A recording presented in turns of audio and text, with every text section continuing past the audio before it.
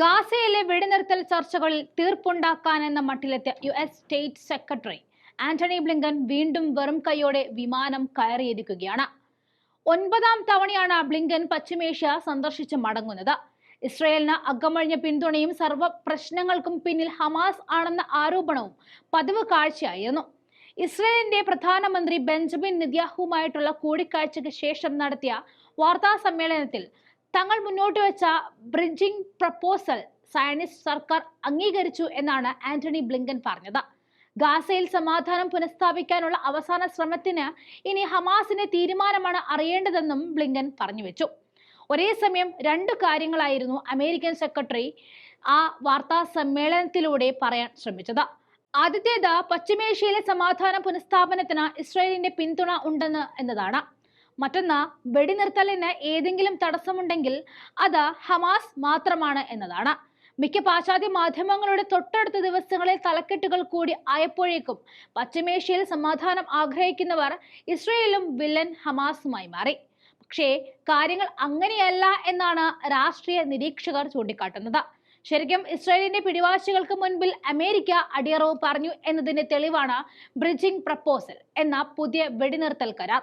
2024 May മാസത്തിൽ American president Joe Biden 3 ഘട്ടങ്ങളിലുള്ള വെടിനിർത്തൽ കരാർ മുന്നോട്ട് വെച്ചിരുന്നു. അത് ജൂലൈയിൽ ഹമാസ് അംഗീകരിക്കുകയും ചെയ്തിരുന്നു. എന്നാൽ നിലവിലെ സമാധാന പ്രിയർ മാത്രമാണ് അന്നതിനെ എതിർത്ത ഒരേ ഒരു കക്ഷി. അക്കരാർ നടപ്പിലാക്കിയാൽ ഗാസയിൽ നിന്നും ഇസ്രയേൽ സൈന്യത്തിന് പൂർണ്ണമായും പിന്മാറേണ്ടി വരും. അത് നെതന്യാഹു സർക്കാരിനെ താങ്ങി നിർത്തുന്ന തീവ്ര വലതുപക്ഷത്തിന്റെ ഇഷ്ടങ്ങൾക്ക് എതിരായിരുന്നു.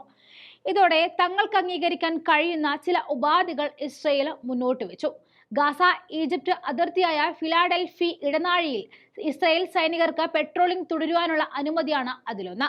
ഇതിനെ മധ്യസ്ഥ ചർച്ചയ്ക്ക് നേതൃത്വം നൽകുന്ന ഈജിപ്ത് പോലും അംഗീകരിക്കുന്നില്ല. ഒപ്പം ഗാസയുടെ കിഴക്ക് പടിഞ്ഞാറായി ഇസ്രായേൽ സൈന്യം നിർമ്മിച്ച നെജിരായിം ഇടനാഴിയിൽ പരിശോധന നടത്തണമെന്നും ഇസ്രയേൽ ആവശ്യപ്പെട്ടിരുന്നു. ഇടനാഴി ഗാസയുടെ വടക്ക് കിഴക്ക് മേഖലകൾക്കിടയിലെ അതിർത്തി ആയിട്ടാകും ഫലത്തിൽ വരിക. ഗാസയുടെ ഇസ്രയേലുമായുള്ള കിഴക്കൻ അതിർത്തിയിൽ സുരക്ഷാ ബഫർ നിർമ്മിക്കുവാനും ഇസ്രയേൽ ആഗ്രഹിക്കുന്നുണ്ട്. ഇതിനെല്ലാം പുറമെയാണ് വെടിനിർത്തലിന്റെ ആദ്യഘട്ടത്തിന് ശേഷം ഗാസയിലേക്ക് കടന്നു കയറുവാനുള്ള ഓപ്ഷനും പുതിയ ഉപാധികളിലൂടെ ഇസ്രയേൽ മുന്നോട്ട് വെച്ചിരിക്കുന്നത്. ഇത്ര ഏറെ ഏകപക്ഷീയമായ ആവശ്യങ്ങളെയാണ് അമേരിക്ക ബ്രിഡ്ജിംഗ് പ്രപ്പോസൽ എന്ന പേരിൽ കഴിഞ്ഞ ആഴ്ച ഖത്തറിൽ അവതരിപ്പിച്ചത്. വെടിനിർത്തൽ ചർച്ചയിലെ മറ്റ് അംഗങ്ങളുടെ താൽപര്യങ്ങൾക്ക് വിരുദ്ധമായി ഇസ്രായേലിന് വേണ്ടിയൊരു കരാറാണ് അമേരിക്ക ഉണ്ടാക്കിയെടുത്തത് എന്നും ചുരുക്കം. ഇസ്രായേലിന് സൗകര്യപ്രദമായ ഉപാധികൾ തങ്ങൾ ഉണ്ടാക്കിയെടുത്തത് എന്ന നിലയിൽ അമേരിക്ക അവതരിപ്പിക്കുകയായിരുന്നു എന്നത് വ്യക്തവുമാണ്.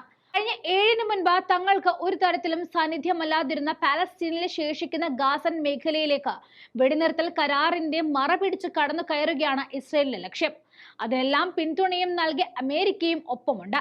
പശ്ചിമേഷ്യയിൽ സമാധാനം പുനഃസ്ഥാപിക്കാൻ ഹമാസ് ആഗ്രഹിക്കുന്നില്ല എന്ന പ്രതീതി സൃഷ്ടിക്കുന്നതോടെ അതിന്റെ ഭാഗമാണ്. അങ്ങനെ ഒരു പ്രചാരണം ശക്തമാക്കിയാൽ അമേരിക്ക പുതിയ കുപ്പിയിലാക്കി കൊണ്ടുവരുന്ന ഇസ്രയേൽ ആവശ്യങ്ങൾ അംഗീകരിക്കുവാൻ ഹമാസിന്റെ മേൽ സമ്മർദ്ദമേറുമെന്ന് അമേരിക്ക കണക്ക് കൂട്ടുന്നു. ഈ ഗൂഢതന്ത്രമാണ് കഴിഞ്ഞ ദിവസങ്ങളിൽ ബ്ലിങ്കന്റെ നേതൃത്വത്തിൽ നടന്നതും. ഇസ്രയേലിനോടുള്ള വിധേയത്വം മുഴുവൻ ബ്ലിങ്കൻ നടത്തിയ വാർത്താ സമ്മേളനത്തിലും പ്രതിഫലിച്ചിരുന്നു.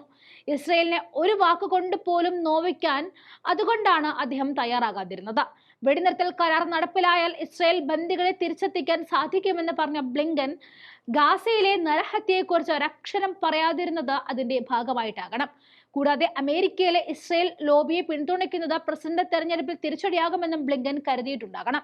നെതന്യാഹുവുമായുള്ള ചർച്ചയ്ക്ക് ശേഷം ബ്ലിങ്കൻ നടത്തിയ പ്രസ്താവനയിൽ നെതന്യാഹുവിന്റെ പ്രതികരണം സംബന്ധിച്ചും ചില ആശയക്കുഴപ്പങ്ങൾ ഉള്ളതായും ചില വിദേശകാര്യ വിദഗ്ധർ അഭിപ്രായപ്പെട്ടിരുന്നു. നെതന്യാഹു പ്രപ്പോസൽ അംഗീകരിച്ചു എന്ന് പറഞ്ഞ ബ്ലിങ്കൻ ഉടനടി അത് മാറ്റി പിന്തുണയ്ക്കുന്നു എന്നാക്കി മാറ്റിയിരുന്നു. ഇതിന് നെതന്യാഹുവുമായുള്ള ചർച്ച പുറത്ത് പ്രചരിക്കും പോലെ അത്ര സുഖകരമല്ല എന്നതിന്റെ സൂചനയാണ് എന്നാണ് വിദഗ്ധർ പറയുന്നത്.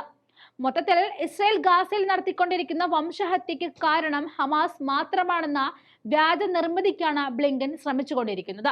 ഇങ്ങനെ ഒരു പ്രചാരണത്തിനാണ് അമേരിക്കയും ഇസ്രയേലും ചില പാശ്ചാത്യ രാജ്യങ്ങളും ശ്രമിച്ചുകൊണ്ടിരിക്കുന്നത്.